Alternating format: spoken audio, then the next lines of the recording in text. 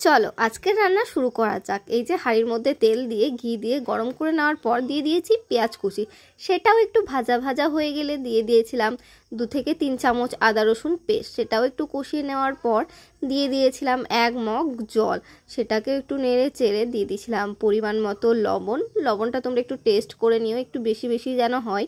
আর দিয়েছিলাম হলুদ আর কাশ্মীরি লঙ্কার গুঁড়ো, সেটাকে খুন্তির সাহায্যে ভালো করে মিশিয়ে নিয়েছিলাম। আর এই যে দেখো কালারটা কত সুন্দর হয়েছে। তারপর এই যে আলুগুলো আমি দিয়ে দিলাম সেদ্ধ হবার জন্য। এখানে বানিয়ে নিলাম আমি, এই যে দিলাম দুধ, তার সঙ্গে দিয়েছিলাম ফুড কালার, আর এই যে 2 চামচ কেওড়ার জল, 2 চামচ গোলাপ জল, আর দিয়েছিলাম এখানে কেশর। কেশরটা একটু ভালো করে নাড়িয়ে এখানে দিয়ে দিয়েছিলাম মিঠা আতর 3 থেকে 4 ফোঁটা মতো। আর এই যে দেখো ততক্ষণে আমার আলুগুলো সেদ্ধ হয়ে গেছে। আলুগুলো আমি একটা ছাঁকনির সাহায্যে তুলে নিলাম যেন পেঁয়াজ না ওঠে। এই যে দেখো আলুগুলো, আর আলুগুলো বেশ কালারফুল হয়েছিল দেখতে। ওই জলটার মধ্যেই আমি চিকেনগুলো সব দিয়ে দিলাম সেদ্ধ হবার জন্য। আর ওপর থেকে আমি দিয়েছিলাম একটু বিরিয়ানি মশলা, সেটার আমার ভিডিও করা হয়নি। চিকেনটা আমি হাই ফ্লেমে 12 মিনিট মতো রান্না করে নিয়েছিলাম। চিকেনটা কত সুন্দর কালারফুল লাগছে বলো। আর অন্যদিকে আমি ভাতটা হবার জন্য জল চাপিয়ে দিয়েছিলাম। জলের মধ্যে গোটা গরম মশলা, গোলমরিচ আর তেজপাতা দিয়েছিলাম। আর এখানেও আমার চিকেনটা রেডি হয়ে গেছে। এরপর আগে থেকেই সেদ্ধ করা আলুটা আমি এই ঝোলটার মধ্যে সাজিয়ে দিয়েছিলাম, আর কিছুটা আলু রেখেছিলাম চালের ওপরে দেবার জন্য। কি সুন্দর কালারফুল লাগছে না দেখতে। আর এই দেখো ওপর থেকে ছড়িয়ে দিয়েছিলাম অল্প একটু দই।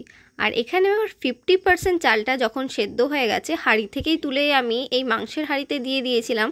ওপর থেকে তারপর দিয়ে দিয়েছিলাম এই যে যেটা দুধের মিশ্রণটা, আর ওপর থেকে একটু ছড়িয়ে দিয়েছিলাম হচ্ছে বেরেস্তা, আর আলুটাও দিয়ে দিয়েছিলাম। তারপরে 80% সেদ্ধ হওয়া চালটা আমি মাড় ঝরিয়ে আর একবার দিয়ে দিয়েছিলাম। ওপর থেকে দিয়ে দিয়েছিলাম বিরিয়ানি মশলা, আর দুধের সঙ্গে যে সমস্ত মেশানো ছিল সেটাও আমি ওপর থেকে দিয়ে দিয়েছি।